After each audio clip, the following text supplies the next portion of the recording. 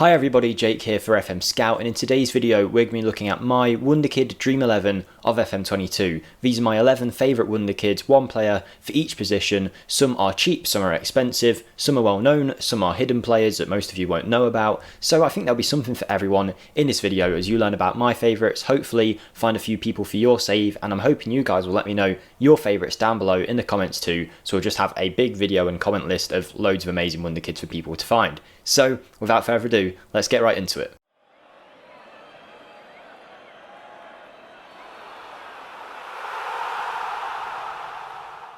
Hello everybody, Jake here for FMSCOUT, and in today's video, as I mentioned at the start, we're going to be looking at my 11 favourite Wonderkids of FM22 to create a Wonderkid Dream 11, some top tier Wonderkids that hopefully you guys can use or let me know your experiences of in your saves.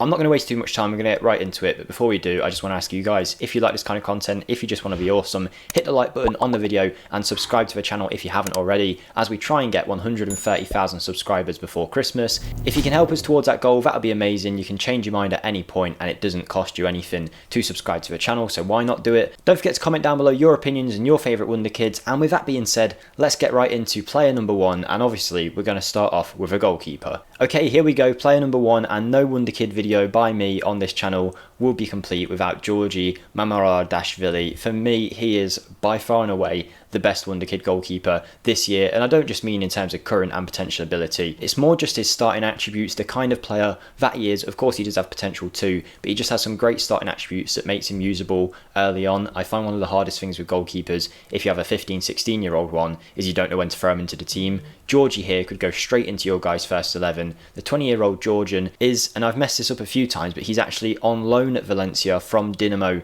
Tbilisi in Georgia. I originally thought it was the other way around and thought it was a bit weird, but yeah, Valencia have loaned him in. You'd assume it's got an option to buy in there. I don't know fully, we'll have a look. Yeah, optional future fee of 775,000, so you'll have to keep an eye on his situation. Assuming they do pick him up, he's definitely one to still scout, maybe loan in and maybe pick up in a season or two's time once your save is underway. A top tier goalkeeper with some amazing goalkeeping attributes, and he is a starting goalkeeper in my team. Okay, the first of my two centre backs is someone that was amazing in FM21, and he was amazing in our Newcastle save on my channel, which if you want to check out, you can find that link down below. We've got a new save starting in a couple of days, so if you want to get on the channel and subscribe ahead of that, that'll be awesome. We're aiming for 6,000 subscribers over there before Christmas, but I mean, Nianzou is, for me, just because of how his attributes are set out, I don't think there's many better than him in this game in that centre-back role for his age. 19-year-old Frenchman playing for Bayern Munich's second team. His physicals are impeccable. Like, they look very good right now, but obviously after a year or two of development,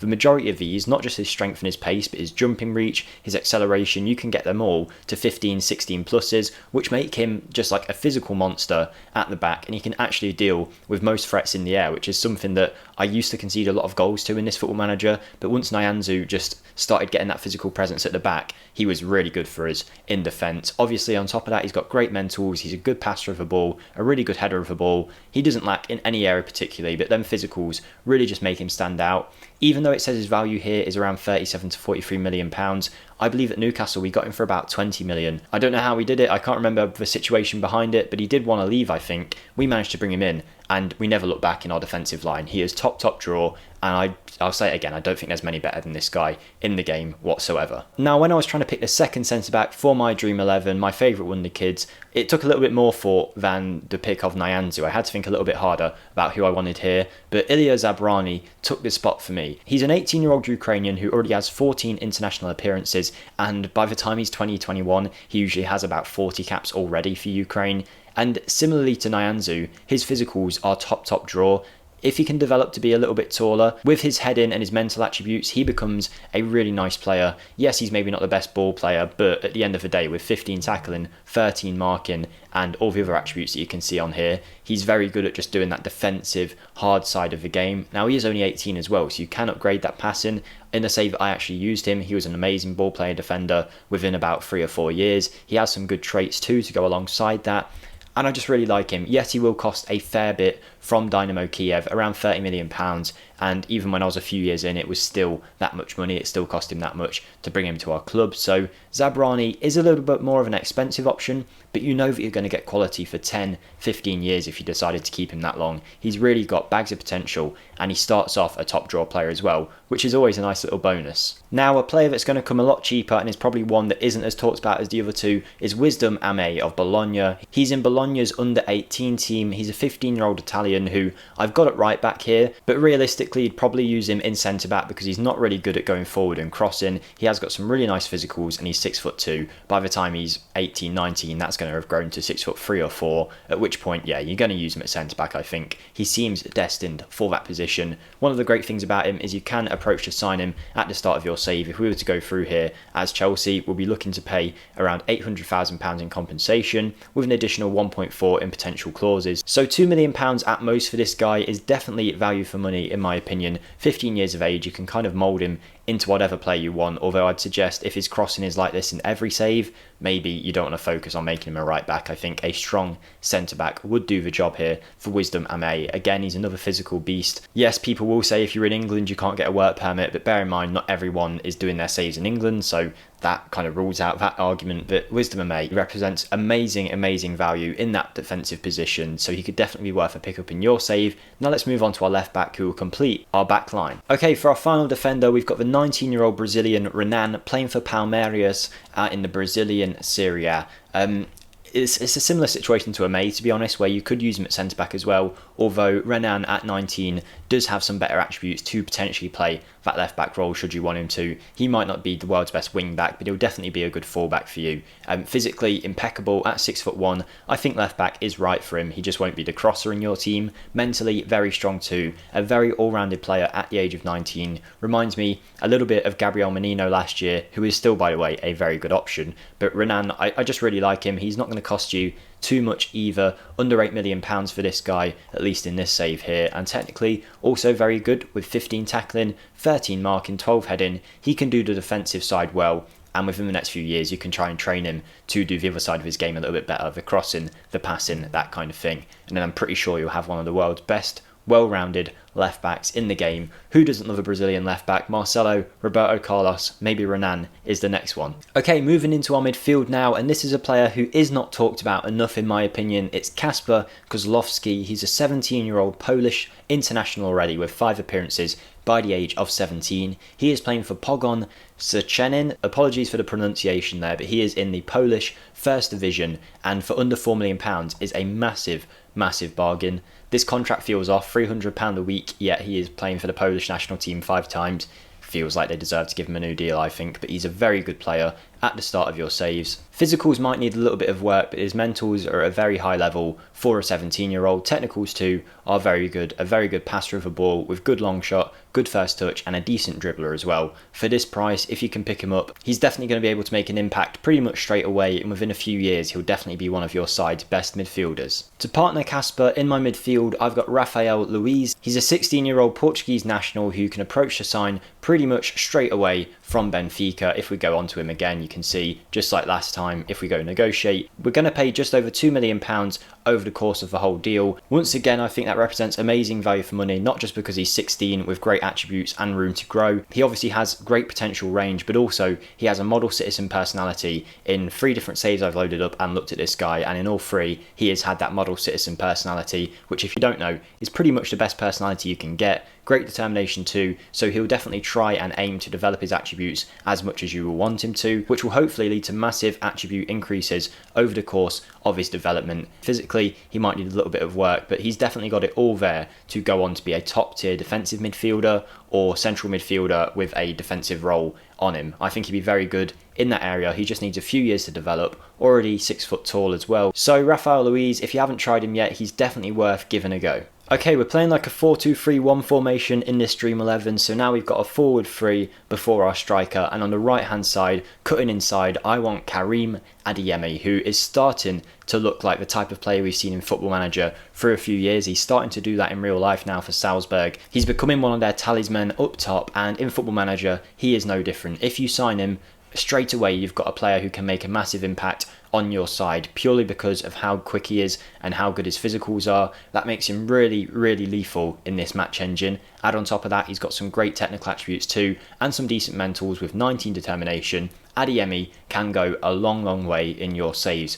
The German doesn't even cost that much for how good of a player he is straight away. I mean, that value, if he was at a Premier League club or a Serie A club or a Bundesliga club, you'd be playing 5-6 times that, I reckon, for a player of this quality. He is so, so good. And every time I've used him, he's blown the opposition away. He's one of my first signings in pretty much every save now. So if you haven't tried Adeyemi out yet, I imagine most of you will. But if you haven't, pick him up. Okay, 3 players left. If you are enjoying the video so far, don't forget to hit the like button and feel free to comment your picks down below. Playing behind the striker in my team is Romero. He's a 16-year-old Argentinian playing for Lazio and is valued at a very pricey £34 million already. Even though he's on a youth contract, you can't approach to sign him. And he is top draw. I did a Wonderkids Superstar episode on him before, and he did very, very well. He's not completely stand out in any area of his game, but when you look at his attributes, you've got to remember that he's 16, and these attributes are incredible for a 16-year-old. Nothing that's standing out in a crazy way, but he also doesn't have many weaknesses at all, and by the time he's 19-20, you're going to be looking at one of the world's best creative midfielders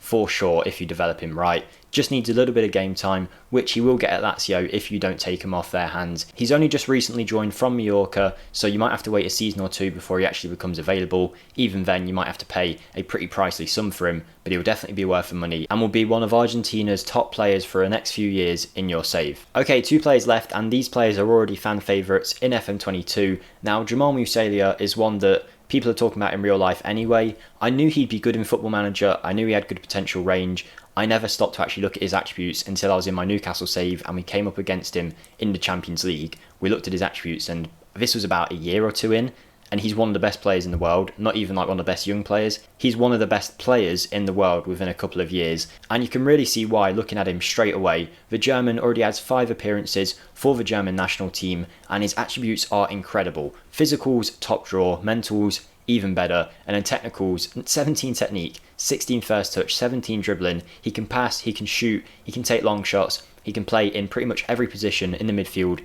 and even up front if you wanted him to, but for me he's going to be an inside forward on this side. He's got great traits as well. He's got one of the highest potential abilities in this year's FM. What else do you want from this guy? Yes, he will cost you a lot of money at the start of your save. We probably should have gone for him with Newcastle when we had all that money at the start of the first season. Already appearing for Bayern Munich last year at the age of 17. Now he's 18. And he's top draw. He really is. By the time he's 21, like I say, one of the world's best players, up there with your Mbappes and Haaland once he's developed a little bit. So yes, that value might be very high for an 18-year-old, but I mean, just look at him. It's definitely worth the price. Okay, finally we have Benjamin Sesko. There was a brilliant Wonderkids Superstar episode on him on the channel not too long ago. I could have picked Luca up front here. There was a variety of others I could have picked too, but Sesko I just have to go for because of how good he is straight away in the save. Looking at him, he doesn't look like super amazing, but with a little bit of development and how he is in the match engine, he is very, very dangerous. A little bit of a spoiler alert for the Ajax rebuild video that I'm doing on my channel. It was a one-off rebuild. We bought Sesko, we simulated a season and found that he'd scored 88 goals with a normal tactic across a whole season. Yes, that's in the Eredivisie and not in the top 5 leagues, but it was still a crazy amount, and that was only 2 years in the future from this point here.